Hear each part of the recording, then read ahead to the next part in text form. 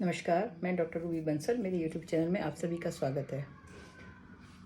कुछ पेशेंट्स की क्वेरी थी कि क्या मेंस्ट्रुएशन के टाइम सेक्स करने से एचआईवी हो सकता है। जैसा कि हम सभी जानते हैं और मैं बार बार अपने वीडियोस में बताती भी हूँ कि एचआईवी ट्रांसमिशन जो होता है वो अनप्रोटेक्टेड सेक्सुअल कॉन्टैक्ट से होता है, ब्लड ट्रांसफ्यूजन से होता है, इन्फेक्टेड सिरिंजेस से होता है और माँ से बच्चे को हो सकता है। अगर माँ प्रेग्नेंट है एचआईवी पॉजिटिव डिटेक्ट हुई है तो अगर हम कोई इंटरवेंशन नहीं करें तो उसके बच्चे को हो सकता है। मेंस्ट्रुएशन में क्या होता है? मेंस्ट्रुएशन ब्लड होता है।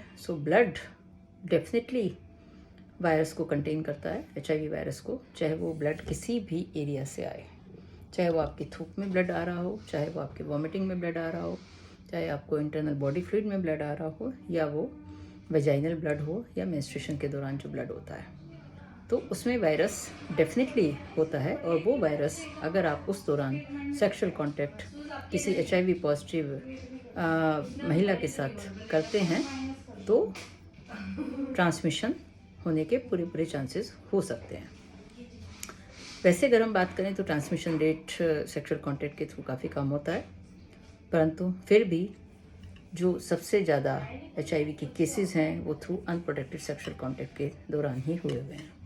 तो 86% के करीब जो केसेस दुनिया भर में पाए जाते हैं वो अनप्रोटेक्टेड सेक्सुअल कांटेक्ट के दौरान ही एक दूसरे को कंटेमिनेट किया है, एक दूसरे को इन्फेक्टेड किया है।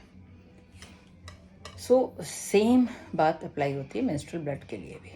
तो अगर कोई महिला एचआईवी पॉजिटिव है और during menstruation definitely sexual contact, sexual intercourse avoid करना चाहिए।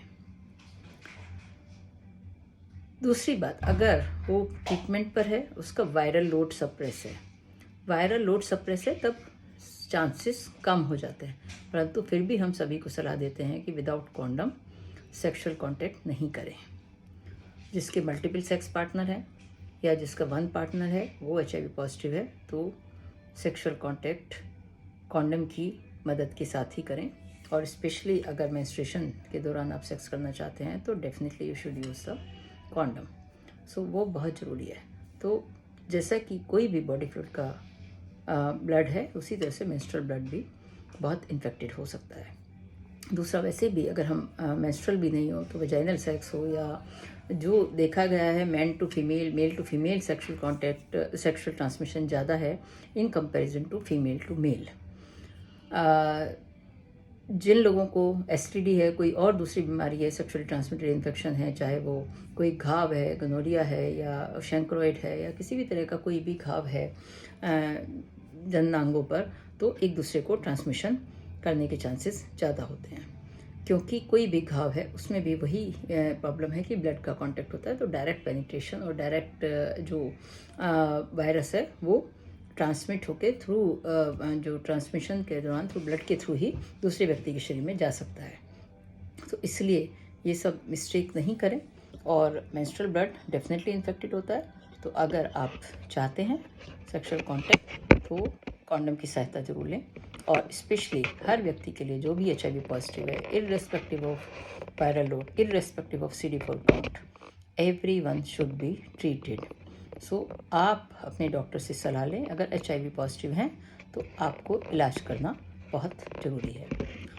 इसी के साथ धन्यवाद।